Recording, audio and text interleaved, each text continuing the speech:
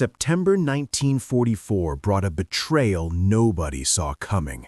Finland faced total Soviet occupation, massive territorial losses, and impossible reparation demands that threatened national survival.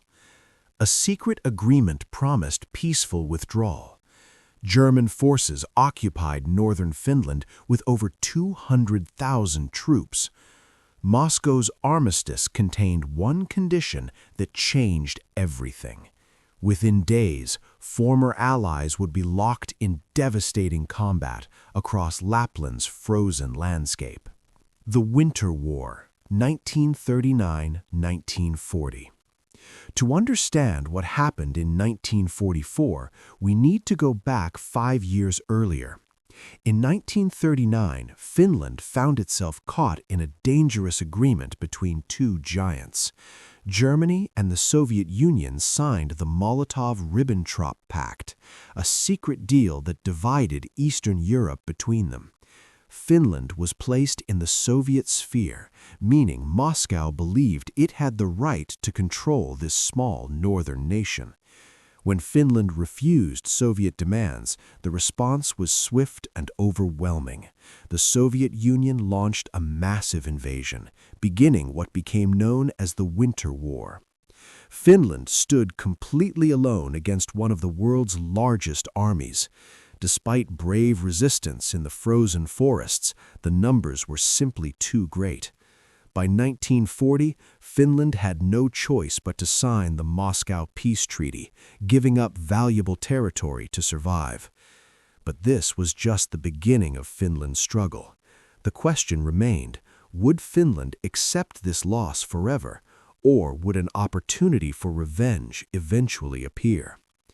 That opportunity came sooner than anyone expected. Little did Finland know that opportunity would force them into an alliance that would later become their greatest nightmare. The Continuation War, 1941–1944. 1 year later, everything changed. In June 1941, Germany launched Operation Barbarossa, a massive assault against the Soviet Union that caught the world by surprise. For Finland, this was the moment they had been waiting for. Here was a chance to reclaim everything lost in the Winter War. Finland joined the fight alongside Germany, but there was an important detail most people don't realize. Finland never officially became an Axis ally. They called themselves a co-belligerent, fighting the same enemy but maintaining their independence. Their goal was simple: take back the territories stolen by the Soviets and secure their nation's future. For 3 years, this arrangement worked. Finnish and German forces cooperated in the north, defending strategic positions and valuable resources. German troops stationed in Lapland became a familiar sight. The two nations developed trust, sharing supply lines and military intelligence. Everything seemed stable, predictable. But by 1944, the entire situation was about to collapse in ways neither side could imagine. The war was turning, and Finland was about to face an impossible choice that would tear their alliance apart. The tide turns. Finland seeks peace. By mid-1944, the reality was undeniable. The Soviet military machine had recovered from its early setbacks and was now pushing westward with unstoppable momentum. Finland watched in growing alarm as the Red Army advanced, destroying everything in its path. The threat was existential. Total Soviet occupation loomed on the horizon, and this time there would be no treaty, no compromise, just complete absorption into the Soviet system. Finland's leadership understood they had only one option left: negotiate a separate peace before it was too late. A new government formed under the respected Marshal Gustav Mannerheim, a leader the Soviets might actually negotiate with. Secret talks began in Moscow, conducted in absolute secrecy. Finland couldn't let Germany discover what was happening. The negotiations were desperate and difficult. The Soviet Union held all the cards and knew it. They presented harsh demands that would test Finland's survival. But there was something else, something hidden in these demands that nobody outside the negotiating room yet understood. One specific condition in the armistice would force Finland to do the unthinkable. The Moscow Armistice terms. On September 19, 1944, the agreement was finalized. The Moscow Armistice laid out terms that shocked the Finnish negotiators, but they had no leverage to refuse. First, Finland had to cede significant territory back to the Soviet Union, including areas they had fought desperately to reclaim. Additionally, they were forced to lease the Porkkala Peninsula to the Soviets for a naval base, placing Soviet military power dangerously close to the Finnish capital. Second, Finland agreed to pay $300 million in war reparations, an astronomical sum for a small nation already exhausted by years of conflict. These terms were harsh enough, designed to weaken Finland for generations. But then came the third condition, the one that would change everything. Finland had to expel or disarm all German troops from Finnish territory by September 15, 1944. There was just one problem with this deadline. It had already passed when the armistice was signed. The clock had run out before it even started. Over 200,000 German soldiers occupied northern Finland, and Moscow demanded they be removed immediately, by force if necessary. The secret agreement, Operation Burke. Here's where the situation became truly complicated.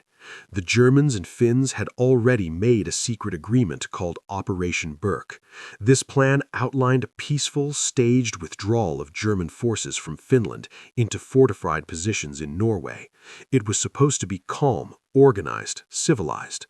The Germans needed to protect the valuable nickel mines in Petsamo and maintain defensive positions along the northern coast. The Finns simply wanted to avoid more destruction on their soil. Both sides had mutual respect, shared sacrifice. The 20th Mountain Army, numbering over 200,000 men, had been stationed across Lapland, and their presence had become routine. Nobody wanted violence between former allies. The plan seemed reasonable, practical. German commanders believed they would retreat gradually, and the Finns would simply report to Moscow that German forces were leaving. Everyone could save face. But Moscow had different ideas. The Soviet leadership wasn't interested in staged withdrawals or diplomatic solutions. The Soviets demanded proof that Finland had truly changed sides, and words wouldn't be enough. Forced conflict. The first skirmish. The Finnish military leadership found themselves trapped in an impossible position. Soviet officials made it absolutely clear. Finland had to actively engage German forces in combat, or the armistice would be considered void. This wasn't about removing Germans peacefully. This was about forcing Finland to prove their loyalty through action, through the elimination of their former partners. The Finnish army tried desperately to orchestrate some kind of peaceful solution, hoping to satisfy Soviet demands without real fighting. But on September 28, 1944, just 9 days after the armistice was signed, the first skirmish erupted. Finnish and German soldiers who had fought side by side against the Soviets just weeks earlier now faced each other across battle lines in the frozen Lapland wilderness. The shock was profound on both sides. German commanders couldn't believe Finland would actually open fire. Finnish soldiers struggled with the moral weight of engaging men they had considered brothers in arms. But the fighting had begun, and there would be no turning back. What happened next would leave northern Finland in ruins and create wounds that would take generations to heal. Scorched earth. Rendulic's response. German General Lothar Rendulic received reports of Finnish attacks with disbelief that quickly turned to rage. If Finland wanted to treat Germany as an enemy, then Germany would respond as it did to all enemies. Rendulic issued orders that would devastate an entire region. Implement a scorched earth policy across all of Lapland. As the 20th Mountain Army retreated northward toward Norway, they systematically destroyed everything of value behind them. Roads were blown apart, bridges were demolished, railway lines were torn up and rendered useless. Buildings were burned to the ground, leaving only charred foundations. The regional capital, Rovaniemi, suffered the worst destruction. German forces almost completely burned the entire city to ashes, leaving thousands without homes as winter approached. This wasn't military necessity, this was punishment, a message written in fire and rubble. The withdrawal became a trail of destruction across hundreds of miles. The Germans also left behind countless minefields, deadly traps that would claim lives for years after the conflict ended.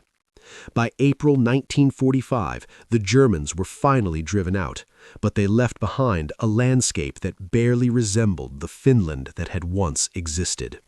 The impact and Germany's shock. The Lapland War finally concluded in April 1945, just weeks before Germany's total defeat in World War II. Finnish forces had successfully pushed the German army out of their territory, fulfilling the armistice requirements. But the cost was staggering. Northern Finland lay in ruins, a devastated wasteland of destroyed infrastructure and hidden dangers. Reconstruction would take decades and drain resources Finland could barely spare. For Germany, the betrayal cut deep. They had lost a trusted co-belligerent, a nation they believed would stand with them until the end. Instead, Finland had been forced to turn its weapons on the Wehrmacht by their common enemy, the Soviet Union. This added yet another front for Germany to worry about, at a time when they were already facing defeat on all sides. The event demonstrated something crucial about World War II that many forget. Alliances were fragile. Survival came first, and even the strongest partnerships could shatter when faced with overwhelming force. Finland survived, but at a price measured in destroyed cities and broken trust. The unexpected truce had created an unexpected war, and the scars would remain visible across Lapland's landscape for generations to come.